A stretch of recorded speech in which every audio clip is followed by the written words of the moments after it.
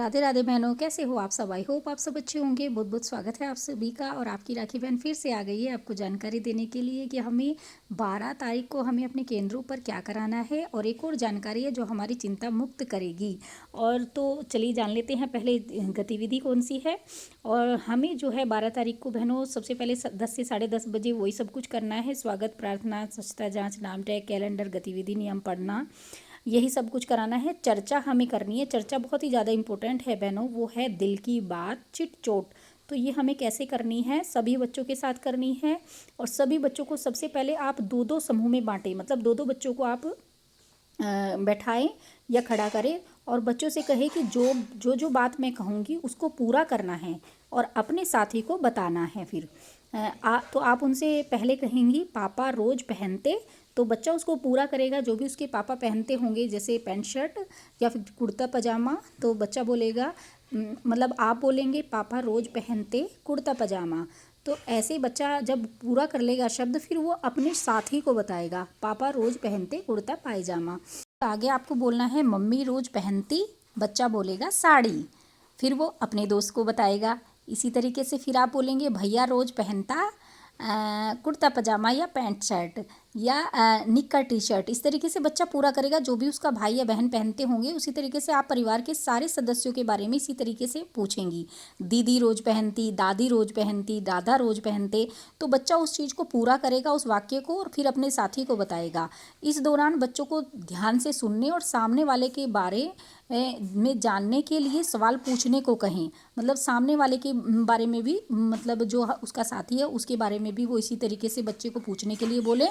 इस तरह की चर्चा के माध्यम से बच्चे एक दूसरे के साथ जो है बहुत ही सहज हो जाते हैं, संवाद करने में सहज हो जाते हैं, बातें करने में सहज हो जाते हैं। इस तरह की बातें हम अगर बच्चों से करते हैं तो यही हमारी चर्चा का आज विषय है बहनों। इसी तरीके से आपको करना है। उसके बाद हमारा जो है 10:30 से 11:30 हमारा हिंदी भावगीत, मतलब भावगीत हमें बच्चों को कराना है। कोई भी हिंदी भावगीत आप करा सकती हैं। फिर 11:30 से 1 बजे तक में आपका एक तो HCM है, बच्चों को खाना खिलाना है, दूसरा हमें PTM है, मतलब अभी पेरेंट टीचर मीटिंग है। मतलब तो अगर किसी बच्चे का जन्मदिन भी हो तो वो भी आप उसका भी आयोजन कर सकते हैं। बच्चे का जन्मदिन भी आप मना सकती हैं। और जो PTM है वो आपको करनी है। तो क्योंकि मंगलवार है तो इसीलिए हमारी ये PTM है 12 तारीख की। और उसके बाद यही है, मैंने लिख रखा है 1 से 2 अभिलेख पूर्ण किए। तो यही सब काम है जो हमें 12 तारीख को बहनों कराने हैं। तो इसी तरीके से कराइएगा और लिखिएगा। आगे जो है ये जानकारी है, जो हमारी आंगनबाड़ियों की भर्ती अब निकल गई है बहनों उत्तर प्रदेश में। और हाँ, ये मैं मुजफ्फरनगर के ज़िले की बता रही हूँ आपको। वैसे तो सभी जगह निकली है उत्तर प्रदेश में, लेकिन मुजफ्फरनगर में कितने पद हैं, कहाँ कहाँ पर हैं, वो मैं आपको बता रही हूँ। ये चिंता मुक्त करने का जो है आदेश क्यों है, वो इसलिए है क्योंकि बहुत आंगनवाड़ियाँ जिनको चार्ज मिले हुए थे, जहाँ जहाँ भी पद खाली हैं, बहुत परेशान है। और मुझे भी चार्ज मिला हुआ है क्योंकि मेरी आंगनवाड़ी बहन जी जो है रिटायर हो गई थी। तो मैं भी बहुत परेशान हूँ। अब नई भर्ती आ चुकी है, भर्ती होगी और बहनें तैनात हो जाएंगी वहाँ पर जहाँ पर आंगनवाड़ियों की कमी है। तो बहुत अच्छा होगा, हमारे पर से भी भार उतरेगा और हम अपना अपना काम करेंगे। दो दो केंद्रों का काम नहीं करना पड़ेगा। तो इस वजह से कह रहे हैं कि बहुत सारी बहनें हैं जो वो चिंता मुक्त अब हो जाएंगी अगर इस तरीके से भर्ती निकल गई है। और बहनें जिनको भी फॉर्म भरने हैं वो प्लीज़ भरिएगा। और मतलब अगर भर्ती क्लियर हुई तो, क्योंकि ऐसा हो जाता है कि बीच में जो है अटक भी जाती हैं, कुछ कह नहीं सकते हैं। तो निकल तो चुकी है और जिसको भी भरना है वो भर लीजिएगा। और देखिए हमारे जो मुजफ्फरनगर ज़िले में है, आप देख ही रहे हैं 10 मार्च का ये लेटर है। और यहाँ पर बघरा में भी हैं 20 पद, बुढ़ाना में भी 29 हैं, चरथावल में 15 हैं, जानसठ में 67 है, खतौली में 20 है, मोरना में ग्रामीण में 32 हैं, पुरकाजी में भी 55 हैं। इस तरीके से ये जो पद हैं वो सभी जगह जहाँ जहाँ जितनी जितनी निकले हैं, जितनी जितनी संख्या में रिक्त पद हैं, वो ये जो है लिस्ट उसकी है। और आगे देखिए पुरकाजी में तो 55 है, मुजफ्फरनगर शहर में 11, मुजफ्फरनगर सदर में 29 और 28, और शाहपुर में जो है वो 10 हैं।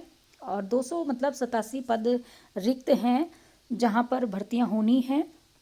तो जिनको भी भर्ती होना है, जिनको भी करनी है आंगनवाड़ी की नौकरी, वो फॉर्म भर सकता है। और तो इसमें कुछ निर्देश भी हैं बहनों, वो वे हैं कि मतलब विज्ञप्ति पदों हेतु केवल महिला ही अभ्यर्थी की पात्र होंगी, महिला ही भर सकेंगी। और उसकी जो शैक्षिक योग्यता है वो इंटरमीडिएट होगी, मतलब 12वीं उसकी होनी चाहिए। और रिक्त पद के वार्ड मतलब ये जो है गांव की ही होनी चाहिए।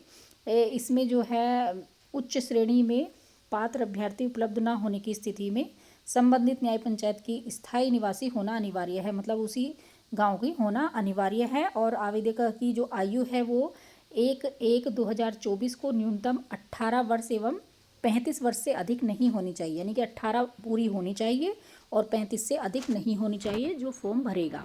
तो ये कुछ है, मतलब जो इम्पोर्टेंट है वो मैंने आपको बता दिए हैं, इस तरीके से दिए हुआ है। और जिन भी बहन को फॉर्म भरना है वो भर सकते हैं, जिनको भी आंगनबाड़ी की नौकरी करनी है।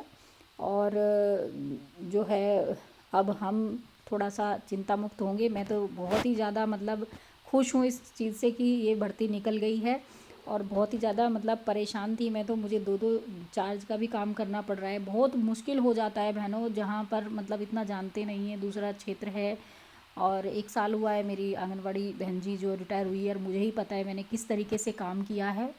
और बहुत ही परेशान, अपना भी करना दूसरे का भी करना, और अब जाके थोड़ी शांति हुई है कि भर्ती निकल चुकी है। जिनको भी भरनी है प्लीज़ भरिएगा।